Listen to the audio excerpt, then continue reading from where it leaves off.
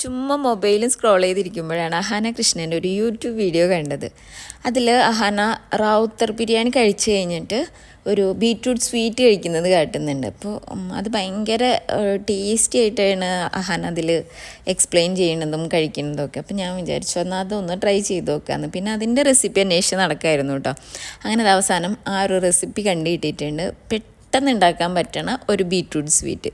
ബീറ്റ്റൂട്ടിനെ medium സൈസിൽ cut ചെയ്തതിന് ശേഷം അത് കുക്കറിലിട്ട് ഒരു വിസിൽ, കുറച്ച് ഉപ്പും കുറച്ച് വെള്ളം ഒഴിച്ചിട്ട് ഒരു വിസിലടിയുന്നത് വരെ വേവിച്ചെടുക്കുക. അതിനുശേഷം അതിനത് മിക്സിയുടെ ജാറിലിട്ട് ഇതുപോലെ അരച്ചെടുത്തിട്ട് ഒരു പാനിലിട്ട് അതിലത്തെ വെള്ളം കുറച്ചൊന്ന് വറ്റിച്ചെടുക്കണം. അതായത് ഒരുപാട് കട്ടിയാവും വേണ്ട, എന്നാൽ ഒരുപാട് ലൂസും അല്ലാത്തൊരു കൺസിസ്റ്റൻസിയിൽ ആക്കിയെടുക്കണം. അപ്പം ഇങ്ങനെ ചട്ടിയിലിട്ട് വെള്ളം വറ്റിച്ചെടുക്കുമ്പോൾ ഒന്ന് സൂക്ഷിക്കണം, കാരണം അതിങ്ങനെ ബബിള് അതിൻ്റെ അത് പൊട്ടി നമ്മളുടെ ദേഹത്തേക്കൊക്കെ തെറിക്കുന്നുണ്ട് കേട്ടോ.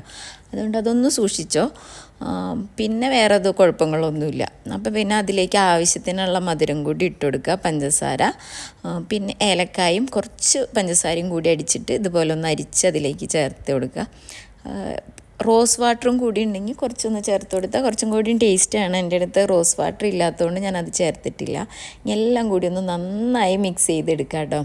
ഇപ്പോൾ ഇവിടെ എല്ലാം ഭയങ്കര സ്മെല്ലാണ്, നല്ലൊരു സ്വീറ്റ് സ്മെല്ലെന്ന് പറയില്ലേ, ഏലക്കായും പഞ്ചസാരയും ബീറ്റ്റൂട്ടും എല്ലാം കൂടി മിക്സ് ചെയ്തിട്ടുള്ള ആ ഒരു മണം.